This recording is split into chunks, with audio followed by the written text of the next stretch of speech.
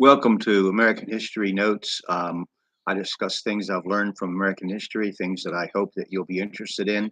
And I'm going to begin talking about literature today. And let's just jump right into it. James M. Cain publishes the popular mystery novel about adultery and murder called an erotic thriller. That's what they call them, erotic thrillers.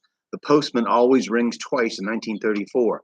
This will become two movies in 1946 and 1988.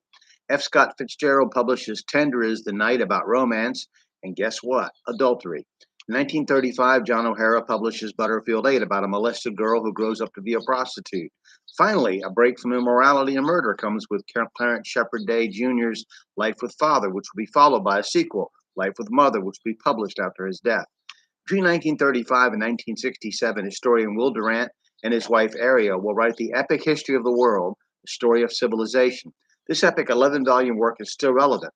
I used it to prepare my world history course, among many other works.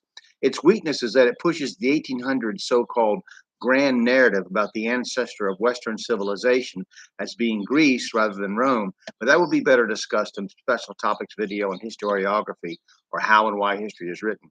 Still, in 1935, Thomas Wolfe publishes Of Time in the River. Look Homeward, Angel was his first back in 1929. Two of his works will be published posthumously after his death, The Web and the Rock and You Can't Go Home Again. In 1936, William Faulkner publishes Absalom, Absalom, the sequel to The Sound and the Fury. Margaret Mitchell publishes Gone with the Wind in the same year. Writer James Agee and photographer Walker Evans published their tribute to three sharecropping families in the South.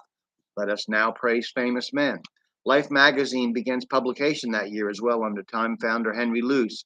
Margaret Bork White will become one of the most popular photojournalists of the 20th century and shoot the first cover for Life, the picture of Fort Peck Dam in Montana.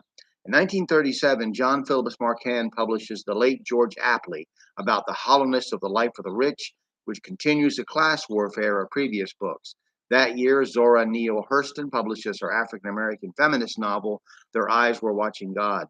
John Steinbeck will write Of Mice and Men, in which a simpleton kills a woman and his friend murders him. Uplifting stuff. In 1938, Action Comics #1 introduces Superman, reflecting secular America's need for a superhero messiah now that Jesus Christ is being abandoned by more and more. The next year, Raymond Chandler publishes his novel about a tough detective, Philip Marlowe, dealing with seamy, dark characters and situations, The Big Sleep. Earlier detective novels had been Dashiell Hammett's Red Harvest, The Maltese Falcon, and The Thin Man, as well as Ellery Queen's The Roman Hat Mystery. The writers' real names were Frederick Dene and Manfred Lee. John Steinbeck will publish The Grapes of Wrath, also in 1939. Eudora Welty publishes a short story, The Petrified Man. Book and script writers keep writing about messed up people and are stuck ignorantly on a biblical theme. There is a hero who is a type of Christ, a villain who is a type of Satan, and a heroine is a type of the church. Virtually all storylines are a variation of these ideas. Eventually, villains, Satan, will be portrayed as the most interesting or misunderstood character, while the hero is boring or a joke. This will reach its peak in the Broadway show Jesus Christ Superstar, where Judas is a hero who ascends to heaven with two angels accompanying him in the end.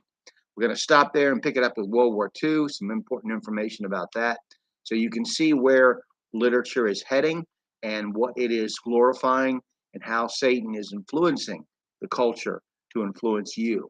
All right, thank you very much, and I hope you'll dig into this and look at some of these things. I don't expect you to agree with my conclusions, but I do hope that you'll be interested in American history. Take care.